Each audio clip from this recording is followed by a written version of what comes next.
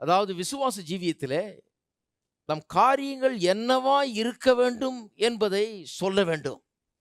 என்னவா இருக்குதுன்னு சொல்றதுக்கு பெரிய விசுவாசி தேவையில்லை. அதான் சொல்லிகிட்டே இருக்கிறோம் எப்போ பார்த்தாலும். அது எல்லாருக்கும் தெரியுது, யார் வேணா சொல்லலாம். என்னவா இருக்க வேண்டும்? மலை இருக்குது, தடையாக இருக்குது, வாழ்க்கையின் முன்னேற்றத்துக்கு குறுக்க நின்றுட்டு இருக்குது. அந்த மலைக்கு என்ன ஆக வேண்டும்? என்ன நடக்க வேண்டும்? நான் என்ன விரும்புகிறேன்? எது நடக்க வேண்டும் என்கிறதை சொல்ல வேண்டும். தேவனாகிய கர்த்தர் வெளியின் சகலவித மிருகங்களையும் ஆகாயத்தின் சகலவித பறவைகளையும் மண்ணினாலே உருவாக்கி ஆதாம் அவைகளுக்கு என்ன பெயரிடுவான் என்று பார்க்கும்படி அவைகளை அவனிடத்தில் கொண்டு வந்தார். அந்தந்த ஜீவஜந்துக்கு ஆதாம் எந்தெந்த பேரிட்டானோ அதுவே அதற்கு பேராயிற்று. என்னன்னு அழைக்கிறோமோ அது அழைத்தபடி தான் ஆக போகிறது. இருக்கீங்களா? இது ஆதாமுக்கு முதலே கோச்சிங் கொடுத்துட்டாரு. என்னன்னு அழைக்கிறியா, இப்படித்தான் அவன் உலகம் முழுவதையும் ஏதேன் தோட்டத்தை போல ஆக்கியிருக்க முடியும். உலகத்தை எடுத்து, வெறுமையா இருக்கிற உலகத்தை எடுத்து கர்த்தர் ஒரு சாம்பிள் மாதிரி ஆக்கி காமிச்சிட்டாரு. இப்போ இவன் எடுத்து இந்த வெறுமையின் மத்தியிலே அப்படியே கிடக்கிற உலகத்தை எடுத்து இவன் ஒரு ஏதேன் தோட்டத்தை போல ஆக்க முடியும். எப்படி ஆக்க முடியும்? இவன் என்னவென்று அழைப்பானோ அப்படித்தான் எல்லாம் இருக்க போகிறது. இவன் நிர்ணயிக்கணும் இந்த பூமி எப்படி இருக்க போகிறதுங்கிறத. மனுஷன் நிர்ணயித்து அவன் என்ன நினைக்கிறானோ அப்படித்தான் அது இருக்கும். இதை பாருங்க, பழைய ஏற்பாட்டில் காமிக்கிறேன் பாருங்க. திருப்புங்க ஆதியாகமம் 24ஆம் அதிகாரம் 60ஆம் வசனம். இது வேத பிரின்சிபல். வேத வசனத்தில் நிச்சயமாக நாம் காண்கிற ஒரு பிரின்சிபல். ரெபெக்காளை குறித்து இங்கே வசனம் சொல்லப்பட்டிருக்கிறது. தெரியும் இல்லையா? ரெபெக்காள் ஈசாக்குக்கு பெண்ணு பார்க்கும்படியாக ஆபிரகாம் தன்னுடைய வேலைக்காரனை அனுப்புகிறான். அவன் பயணம் போய் அங்கே கர்த்தர் அவனை நடத்துகிறார். ஒரு பெண்ணை பார்த்து அங்கே முடிக்கிறான். தன்னுடைய எஜமானுடைய மகனுக்காக அந்த பெண்ணை பார்த்து முடித்து எல்லாம் பேசி கூட்டிகிட்டு வர போகிறான். கூட்டிகிட்டு வரும்போது அவளை வழி அனுப்புறதுக்கு நடக்குது. இப்போ 59ஆம் வசனத்தை பாருங்கள். அப்படியே அவர்கள் தங்கள் சகோதரியாகிய ரெபெக்காளையும் அவள் தாதியையும் ஆபிரகாமின் ஊழியக்காரனையும் அவன் மனிதரையும் அனுப்பிவித்து ரெபெக்காளை வாழ்த்தி எப்படி அனுப்புகிறாங்க பாருங்க. ரெபெக்காளை வாழ்த்தி பாருங்க, ஆசீர்வதித்து அனுப்புகிறாங்க. இன்றைக்கி நம்ம உலகத்தில் எப்படி அனுப்புகிறாங்க? பொண்ணை கொடுத்துட்டு கண்ணு கலகாம எடுத்து ஆரம்பமே தப்பு பாருங்க. இவனுக்கு உள்ள பயத்தை தான் பேசுகிறான். கண்ணு கலங்காமல் பார்த்துக்க, பத்திரமா பார்த்துக்க. கொடுத்தேன், எப்படி கொடுத்தேன் அதே மாதிரி வச்சிருக்கணும். எதுவும் ஆகிடக்கூடாது. இவனுக்குள்ள பயம்தான் ஆட்கொண்டு இருக்குது. அதை தான் பேசிக்கிட்டு இருக்கிறான். ஆனால் இவங்க பாருங்கள், பொண்ணை கொடுக்குறாங்க.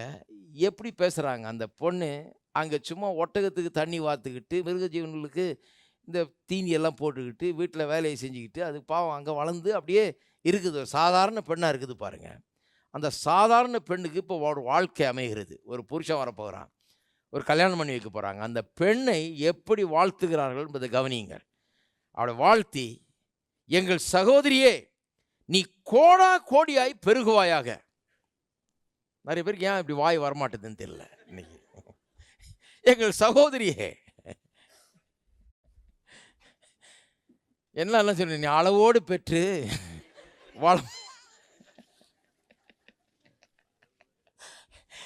நல்லா வாழ்த்துறாங்க பாருங்க. எனக்கு ரொம்ப பிடிச்சிருக்குது இது.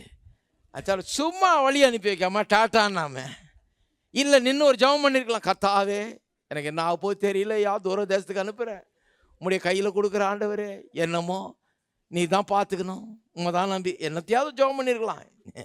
என்னமாவது பண்ணிருக்கலாம். நம்ம என்னென்னலாம் பண்ணுறோம் அதை தான் சொல்கிறேன். நான் நடக்கிறது தான் சொல்கிறேன். ஜெபம் பண்ணியிருக்கலாம், கண்ணீர் விட்டுருக்கலாம், கதறி இருக்கலாம், அழுது இருக்கலாம், எல்லாம் பண்ணலாம். ஒன்றும் பண்ணாமல் வாழ்த்தி, எங்கள் சகோதரியே நீ கோடா கோடியாய் பெருகுவாயாக. எல்லாரும் சொல்லுங்க, நீ கோடா கோடியாய் பெருகுவாயாக. சும்மா தண்ணி ஊற்றிட்டு இருந்த பெண்ணை, ஒட்டகத்துக்கு தண்ணி ஊற்றிட்டு இருந்த பெண்ணை, தீனி போட்டுட்டு இருந்த பெண்ணை என்ன சொல்கிறாங்க? நீ கோடா கோடியாய் பெருகுவாயாக, உன் சந்ததியார் தங்கள் பகைஞருடைய வாசல்களை சுதந்தரித்துக் கொள்வார்களாக என்று ஆசீர்வதித்தார்கள். எல்லாம் சொல்லுங்க, ஆசீர்வதித்தார்கள். எப்படி வழி அனுப்புகிறான் பாருங்க. இப்படி எங்கேயா வழி அனுப்புறது பார்த்துருக்கீங்களா? அதனால தான் வாழ்க்கை பிரச்சனையாக இருக்குது. இப்போ இப்படி எங்கேயா வழி அனுப்புறதை பார்த்தீங்கன்னா ஹலோ அப்போ எல்லாம் சரியாகும். ஆனால் இதிலெல்லாம் நம்பிக்கை இல்லை பாருங்கள். இன்றைக்கி இதிலெல்லாம் நம்பிக்கை இல்லை. எப்படி வழி அனுப்புகிறாங்க? கண்ணீர் விட்டு அனுப்புகிறாங்க, ஜெபம் பண்ணி அனுப்புகிறாங்க, என்னமோ பண்ணுறாங்க. ஆனால் ஆசீர்வதிக்க மட்டும் மாட்டாங்க. ஆனால் இவங்க ஆசீர்வதிக்கிறாங்க. நீ கோடா கோடியாய் பெருகுவாயாக, உன் பையர்களுடைய வாசல்களை சுதந்திரித்துக் கொள்வார்களாக, உன்னுடைய சந்ததி பையர்களுடைய வாசல்களை சுதந்திரித்துக் கொள்வார்களானா, மாடர்ன் டே லாங்குவேஜில் சொல்கிறேன், நான் நவீன பாஷையில் சொல்கிறேன், உன்னுடைய சந்ததி எல்லாரும் ஜெயிக்கிறவர்களாக இருப்பார்களாக. Let them all be winners in life. Hello, நல்லா தான் சந்தோஷப்படுங்களேன். எல்லாரும் வெற்றி சிறப்பார்களாக, எல்லாரும் நன்றாக இருப்பார்களாக, தலை தோங்குவார்களாக, வெற்றி பெறுவார்களாக, தங்களுடைய வாழ்க்கையில் வின்னர்ஸாக இருப்பார்களாக. வாயை திறந்து எப்படி வாழ்த்துகிறார்கள் பாருங்க, எவ்வளோ முக்கியம் பாருங்க அது. இதில் என்னன்னா, நிறைய பேருக்கு என்னன்னா, என்ன பிரதர் இப்படி போதிக்கிறீங்க, நம்ம என்ன கடவுளை ஆசீர்வதிக்கிறதுக்கு? நம்ம என்ன பண்ணணும்? ஜெபம் பண்ணி கர்த்தாவே நீர் ஆசீர்வதின்னு சொல்லணும்.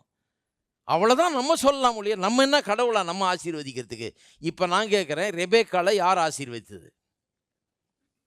ஹலோ, அவளுடைய சகோதரர்கள். மனுஷர் தானே ஆசீர்வதிச்சாங்க, கடவுளை ஆசீர்வதிச்சாரு. அவங்களுக்கு என்னன்னா, கடவுள் ஆசீர்வதித்திருக்கிறாருன்னு ஒரு நம்பிக்கை. அந்த நம்பிக்கையின் பேரில் கடவுள் ஆசீர்வதித்திருக்கிறபடினாலே இப்பொழுது ஆசீர்வாதத்தை தங்களுடைய வாயினாலே கட்டவிழ்க்கிறார்கள். கோடான கோடியாய் பெருகுவாயாக, உன்னுடைய சந்ததி அவளுடைய சத்துருக்களின் வாசல்களை சுதந்திரிப்பார்களாக என்று சொல்லி வாயை திறந்து அவர்கள் ஆசீர்வாதத்தை என்ன பண்ணுகிறார்கள்? கட்டவிழ்க்கிறார்கள். இருக்கீங்களா? இப்படிதான் இங்கே இந்த சபையில் இருக்கிற எல்லா வீடுகளும் இருக்கணும். இப்படி தான் வழி அனுப்பணும். இருக்கீங்களா? இப்படி பேசி பாருங்க, சந்ததி எப்படி இருக்குதுன்னு பாருங்க. இப்படி பேசி பாருங்க, எதிர்காலம் எப்படி உருவாகணும். ஆனால் இப்படி பேசிட்டு அப்புறம் எப்படி இருக்குதோ அப்படின்ன கூடாது. அதுதான் அங்கே பிரச்சனை. அதுக்கு தான் அந்த சந்தேகத்தை பற்றி அவ்வளோ நாள் பேசினேன், அவிசுவாசத்தை பற்றி அவ்வளோ பேசினேன். சரி, இப்படி வாழ்த்து சொல்லியிருக்காருன்னு வாழ்த்திட்டு அப்புறம் புலம்பிக்கிட்டே இருக்கக்கூடாது. என்ன ஆச்சோ, என்ன கஷ்டப்படுறாளோ, என்ன கொடுமை பண்ணுறானோ, இதை பேசிகிட்டு இருக்கக்கூடாது. என்ன பேசணும்? என்ன சொன்னீங்க? வாழ்த்துனீங்க, கோடான கோடியாய் பெருகுவாயாக, வின்னராக இருப்ப, ஜெயிக்கிறவளாக இருப்ப அப்படின்னு சொன்னியே, அதே சொல்லிகிட்டே இருக்கணும். என்ன சொன்னோமோ அதே சொல்லிக்கொண்டே இருக்க வேண்டும். அதான் விசுவாசம் பாருங்க. அப்போ மனுஷர்கள் தான் இங்கே ஆசீர்வதிக்கிறாங்க. கடவுள் ஆசீர்வதிக்கல, மனுஷர்கள் தான் ஆசீர்வதிக்கிறார்கள். பாருங்க, எப்படி நம்ம ஆசீர்வதிக்கலான்றாங்க. கடவுள் தானே ஆசீர்வதிக்கணும். கடவுள் ஆசீர்வதிச்சிட்டார், அப்புறம் நம்ம என்ன கட்டவிழ்க்கிறது? இதெல்லாம் நான் கேட்குறேன். கடவுள் சுகத்தை கொடுத்துருக்கிறார், கல்வாரி சிலுவையில் சம்பாதித்து வைத்திருக்கிறார், சிலுவையில் நமக்காக மறித்து சம்பாதிச்சு வச்சிட்டார் இல்லையா? ஆனால் நம்ம ஏன் கைகளை வச்சு சுகமாவாயாகன்னு சொல்கிறோம்? வியாதியை விரட்டுகிறோம், சுகத்தை வைக்கிறோம். ஏன் அப்படி சொல்கிறோம்? ஏன் சொல்கிறோன்னா, கட்டவிழ்க்கிறோம். அந்த ஆசீர்வாதத்தை என்ன பண்ணுகிறோம்? கட்டவிழ்க்கிறோம். அவங்க சொல்கிறாங்க, சிஸ்டர் பி தவ் மல்டிப்ளைடு, நீ இப்படி இரு அப்படின்னு சொல்லுகிறான். அவள் அப்படி இருக்க, அதன் மூலமாக அந்த ஆசீர்வாத வார்த்தை கட்டவிழ்க்கப்படும் போது அதன் மூலமாக அப்படி இருக்கக்கூடிய பலனும் திராணியும் அவளுக்கு உண்டாகிறது. அதுதாங்க ரொம்ப முக்கியம். இயேசு இப்படி தான் வாழ்ந்தார். அவர் சொல்கிறார் பாருங்க, பி ஹீல்டு, சுகமாகு அப்படிங்கிறார். குஷ்டரோகி பார்த்து சுத்தமாகு, கட்டுண்ட ஒரு பெண்ணை பார்த்து கட்டவிழ்க்கப்படு அப்படிங்கிறார். சுகமாகு. எனக்கு ஞாபகம் இருக்கு, அந்த காலத்தில் ஒரு பெரிய எவாஞ்சலிஸ்ட் இருந்தார். என்னுடைய தகப்பனாருக்கு நண்பர் ரொம்ப. அவருடைய கூட்டத்துக்கு நான் போயிருக்கிறேன் பாருங்கள், மேடையிலேருந்தே பார்த்துருக்கிறேன் வேடிக்கை. ரொம்ப சின்ன பையனாக இருந்தப்போ சில ஊர்களில் மீட்டிங் நடக்கும்போது போவேன். போய் உட்காந்து ரொம்ப இன்ட்ரெஸ்டாக இருக்கும், வேடிக்கை பார்த்துருக்கேன். எனக்கு ஒன்றும் மறக்க முடியாது. அதில் நடந்ததில் ரொம்ப எனக்கு மறக்க முடியாதது என்னன்னா, அவர் மைக்கை பிடிச்சிக்கிட்டு பி ஹீல்டு பி ஹீல்டுன்னு கத்துவார். நான் சில நேரத்துக்கு வீட்டில் அதை பண்ணி பார்த்துருக்குறேன், எப்படி பார்த்துறாருன்னு. பி ஹீல்டு பி ஹீல்டுன்னு சத்தம் போடுவார் பாருங்க. Be healed be healed be ஹீல்டுன்னு கத்தா நிறைய சோகமாகும், பிசாசெல்லாம் ஓடும். சோகம் யாரோ ஆயிரக்கணக்கான மக்கள் கூடுவாங்க அந்த காலத்தில் அவருடைய கூட்டத்துக்கு. பெரிய அற்புதங்கள்லாம் நடக்கும், பயங்கரமான காரியங்கள்லாம் நடக்கும்.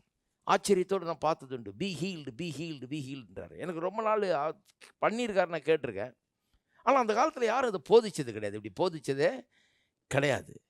be thou removed, be thou cast into the sea அப்படின்னு சொன்னபடியே ஆகும் அப்படின்லாம் யாரும் போதிச்சது கிடையாது. இப்படி வாழ்த்துனாங்க ரெபெக்கால, நீ இப்படி இரு அப்படின்னு வாழ்த்துனாங்கலாம் சொன்னது கிடையாது.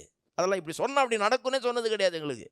ஆனால் அந்த ஊழியக்காரரு எங்கேயோ கற்றுருக்கிறாரு பாருங்க, அவருக்கே முழுசாக விளங்கிச்சான்னு தெரியல எனக்கு. ஆனால் ஒன்று கற்றுக்கிட்டாரு, பி ஹீல்டுன்னு சொன்னால் சோகமாயிடுன்னு. உண்மையை சொல்கிறேன், அவர் நல்ல ஊழியம் செஞ்சார். ஆனால் அவருக்கே அதனுடைய இது எந்த அளவுக்கு தெரிஞ்சதுன்னு தெரியல. ஆனால் கரெக்டாக சொல்கிறாரு பாருங்க, பி ஹீல்டுன்னு சொல்கிறார், சுகமாகுன்றாரு, சுகமாகுது. அவரை தெரிஞ்சு வச்சுக்கிட்டு அது வேலை செய்யும், அது பாட்டு சொல்லிகிட்டே இருக்கார். எந்த ஊருக்கு போனாலும் சுகமாகு சுகமாகு சுகமாகுன்னு சத்தம் போட வேண்டியது, அது பாட்டுக்கு சுகமாகிட்டே இருக்கும். அது ஒன்று தெரிஞ்சு வச்சுட்டு அவ்வளோ பெரிய ஊழியத்தை செஞ்சுட்டார் அவர். அதில் எவ்வளோ பெரிய ஒரு வல்லமை இருக்குது பாருங்க, கற்றுக்கிட்டாரு. சுகம் கர்த்தர் சம்பாதித்து வைத்து விட்டார் கல்வாரி சிலுவையில் நமக்காக. இப்போ நாம் என்ன பண்ணணும், அதை என்ஃபோர்ஸ் பண்ண வேண்டும், அதை கட்டவிழ்க்க வேண்டும்.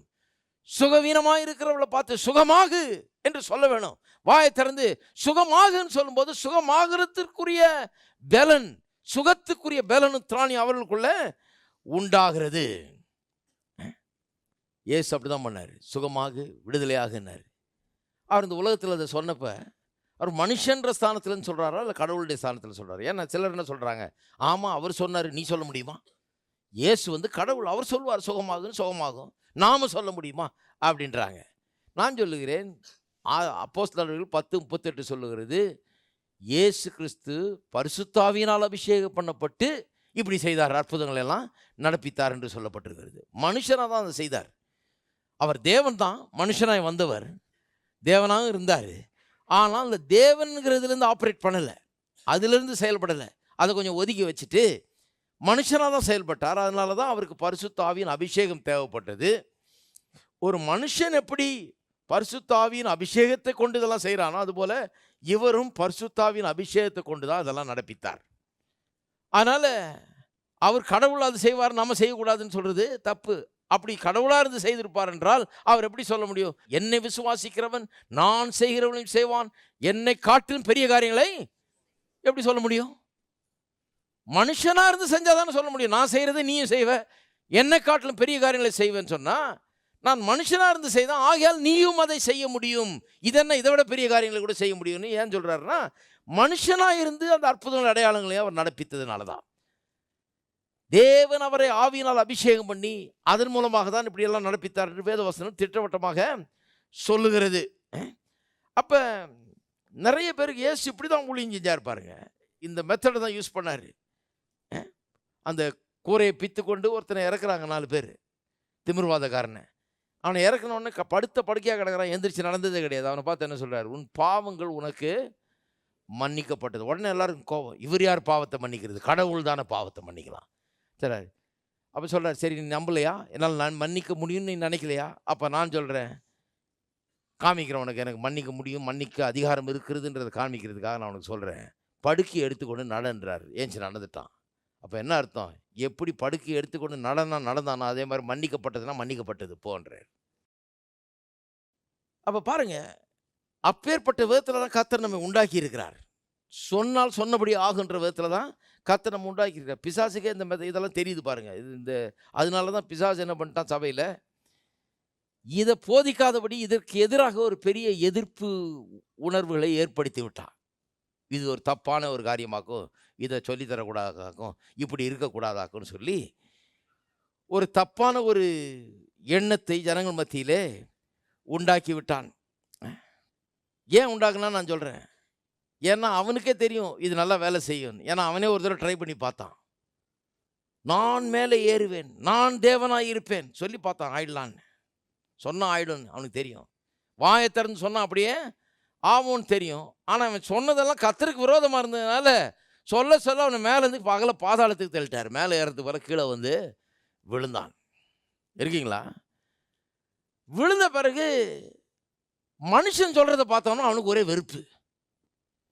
நம்ம சொல்லி பாழா போயிட்டோம், ஆனால் இவன் சொன்னால் நடக்குது. இவனுக்கு அந்த மெத்தடை கற்றுக் கொடுத்துருக்காரு, நல்லா வேலை செய்யுது, நமக்கு அது வேலை செய்யலையே. அவனுக்கு ஏன் வேலை செய்யலைன்னா கர்த்தருக்கு விரோதமாக பேசுனா, கர்த்தருக்கு விரோதமாக இவனே கடவுள் ஆயிடலான்னு பார்த்தான், அதனால தான் அங்கேருந்து கீழே தள்ளப்பட்டான்னு வேதம் சொல்லுது. ஆனால் இன்றைக்கி மனுஷரை பார்த்தோம்னா அவனுக்குள்ள ஒரு பெரிய பகை உணர்வு, வெறுப்பு உணர்வு. ஏன்னா இவங்க சொல்கிறதெல்லாம் ஆகுதே, நம்ம அந்த நிலையில் இல்லையே, நம்ம கீழே தள்ளப்பட்டு விட்டோமேன்னு. அது மட்டும் இல்லாமல் இவன் கஷ்டப்பட்டு 10-20 வருஷம் வேலை செஞ்சு ஒரு ஆளை கட்டி வச்சிருக்கிறான் அவனுடைய கட்டுக்குள்ள. ஒரே வார்த்தையில் அவனை விடுதலை ஆக்கிடுறோம். எப்படி இருக்கும் அவனுக்கு? இவ்வளோ கஷ்டப்பட்டு 10 வருஷமாக நான் வேலை பண்ணி வச்சிருக்கிறேன், நீ வந்து ஒரே வார்த்தையில் அவனை 18 வருஷமாய் பிசாசினால் கட்டப்பட்ட ஸ்திரீ வாசிக்கிறோம் இல்லையா? இயேசு ஒரே வார்த்தை, உன்னை கட்ட விழுக்கிறனார், போச்சு, முடிஞ்சு போச்சு. இத்தனை வருஷமாக 18 வருஷமாக அவன் போட்டு கட்டி கிட்டி ரொம்ப பாதுகாத்து வச்சிருந்தது ஒரே நிமிஷத்தில் கட்ட அவுத்துட்டார், முடிஞ்சு போச்சு. அப்போ அவனுடைய கிரியைகள்லாம் ஒன்றுமில்லாமல் போகிறது.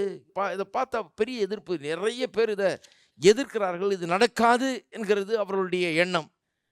இதெல்லாம் நடக்காதாக்கும், கடவுள் சொன்னால் நடக்குமாக்கும், நம்ம எப்படி சொன்னால் நடக்கும், நமக்கு நடக்குமா, நாம் சொல்லலாமா, இதெல்லாம் தப்பு, நாம் என்ன கடவுள் நினச்சிட்டு இருக்கிறோமா அப்படின்லாம் சொல்கிறாங்க. நான் சொல்லுகிறேன், ரொம்ப சிம்பிள். சொல்லி சொல்லி தான் உண்டாக்குனார். அப்புறம் மனுஷனை உண்டாக்குனார். எப்படி உண்டாக்குனார்? தம்முடைய சாயலின்படி தம்முடைய ரூபத்தின்படி உண்டாக்குனார். உண்டாக்கிட்டு அவனை ஆசீர்வதிச்சு நீயும் இப்படியே உண்டாக்குன்னு சொல்லி அவனை ஆசீர்வதிக்கவும் செய்துட்டார். 2ஆம் அதிகாரத்தில் அவனுக்கு ட்ரைனிங்கும் கொடுத்துட்டார். எல்லா மிருக ஜீவன்லையும் உண்டாக்கி அவனுக்கு முன்னால் கொண்டாந்து நிறுத்தி என்னவென்று அழைப்பான்னு பார்த்து அதை அப்படியே ஆயிட்டான். அவன் அழைச்சபடியே அது இருந்ததான். அப்படி ட்ரைனிங்கும் கொடுத்துட்டாரு. கொடுத்து இப்படி மனுஷனை இவ்வாறாக இருக்கும்படியாக கர்த்தர் உண்டாக்கி விட்டார் என்று வேதவசனம் போதிக்கிறது.